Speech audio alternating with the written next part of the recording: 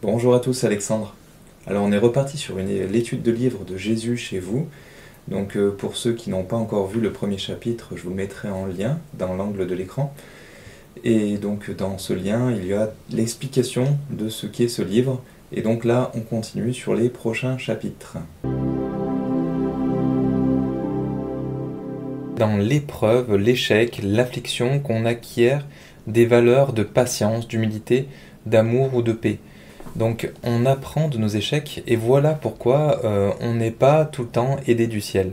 C'est aussi pour qu'on puisse tout simplement vivre nos propres expériences et en déduire du coup certaines choses pour qu'on puisse nous-mêmes progresser. Il n'y a pas de jugement à avoir sur une quelconque religion, parce qu'en fait chaque religion peut être bénéfique si elle réalise des choses qui sont positives pour les autres. Par exemple, si elle implique la foi qui doit aider, enseigner et consoler, eh bien c'est quelque chose qui peut apporter quelque chose à l'autre et donc aider tout simplement son prochain. On nous préconise d'aider, d'aimer, de prier pour tous, car en fait on a chacun un rôle à jouer dans nos sociétés par exemple, et on a tous nos propres croix à apporter. Donc tant que le royaume de Dieu ne sera pas dans nos cœurs et dans nos consciences, c'est-à-dire dans un monde de demain mais qui arrivera on ne sait pas trop quand, eh bien chacun a besoin de nous et on a besoin des autres. Pour faire le bien autour de soi, il faut savoir passer outre les scandales. Alors scandale, c'est-à-dire sans être scandalisé. Parce qu'en fait si on est scandalisé, ça va nous bloquer. Parce qu'en fait il faut... Si on voit quelque chose qui n'est pas bien, qui est ce qu'on considère comme mal, qui nous scandalise, c'est justement là qu'on a une action à faire. Et il ne faut pas partir parce qu'on est scandalisé, par exemple. Si on est scandalisé, c'est qu'il y a des actions à faire pour essayer justement de résorber ce qui s'est passé et qui vous a scandalisé. Donc c'est là où il faut justement réfléchir, et vous pouvez le faire sinon à plusieurs, pour essayer de trouver des solutions pour justement passer outre la problématique que vous avez rencontrée et qui vous a scandalisé. Parce que, alors après on nous explique que ceux qui se complaisent dans la contemplation du mal, plutôt que d'être dans l'action, ne peuvent pas faire le bien. C'est là où en fait il faut savoir être dans l'action et trouver le meilleur moyen de le faire en étant un maximum dans l'amour et avoir aussi bien sûr un peu de patience, c'est pas du jour au lendemain que ça va se faire, mais faire les choses dans le silence et dans l'amour pour que justement on arrive à faire évoluer les choses. Ça nous parle des personnes qui nous sont désagréables. Alors souvent, les personnes qui sont désagréables, ce sont des personnes qui souffrent ou qui ont eu beaucoup souffert. Donc sûrement plus que nous.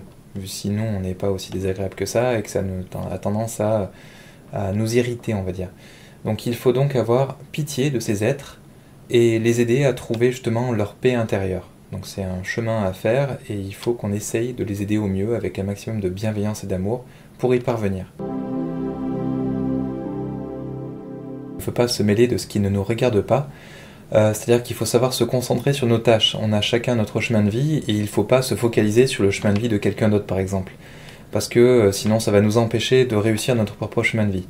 Donc chacun a ses propres expériences à vivre et donc chacun va progresser de son côté. On peut bien sûr les aider ponctuellement, mais il ne faut pas être focalisé tout le temps sur, par exemple, quelqu'un ou ce que fait un tel, mais plutôt se focaliser, et c'est le plus important, sur ce qu'on a à faire nous-mêmes. Et donc, éviter de se mêler des affaires des autres.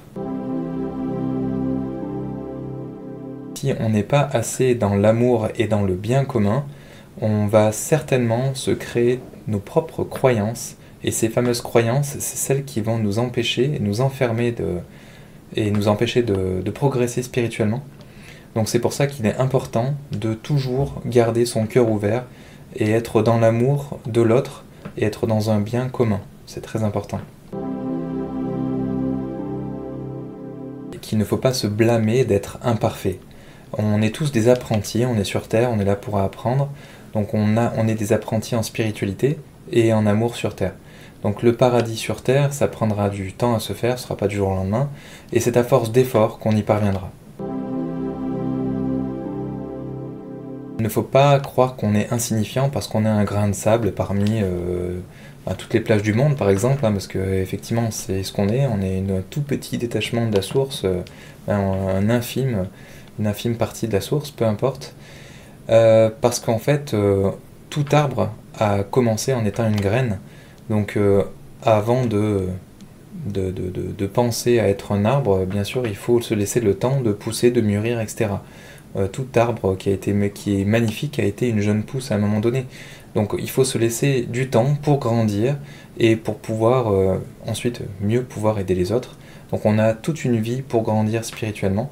Donc il ne faut pas non plus vouloir brûler les étapes ou se dire qu'on est trop insignifiant parce qu'on est trop en dessous de un tel si on se compare à Bouddha ou Jésus, je ne sais trop qui. Donc laissons-nous du temps, on a tout le temps, parce qu'on n'a pas qu'une vie, hein, on en a plusieurs.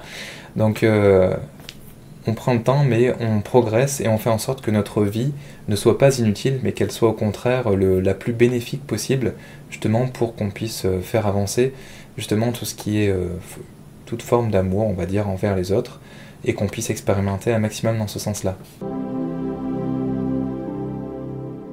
Ensuite, on nous explique qu'il n'y a pas de jugement. Tout homme qui essaye avec son cœur de servir la lumière avec son physique, son mental, de tout son cœur, lorsqu'il essaie de travailler pour la lumière, eh bien, il est sur le chemin de la lumière, et il n'y a pas besoin d'être parfait pour servir, en fait, pour servir la lumière. Donc servir la lumière, c'est aussi de servir un certain dessein pour amener l'amour sur Terre, par exemple. Du coup, merci beaucoup à Neyo Lucio et aussi à Chico Xavier pour avoir justement canalisé ce livre. Et merci bien sûr à Jésus pour tous ces enseignements qu'il a pu nous transmettre. Merci à tous, merci de nous laisser un pouce bleu. Et merci de vous abonner si vous voulez être informé de nos prochaines vidéos. À bientôt, au revoir.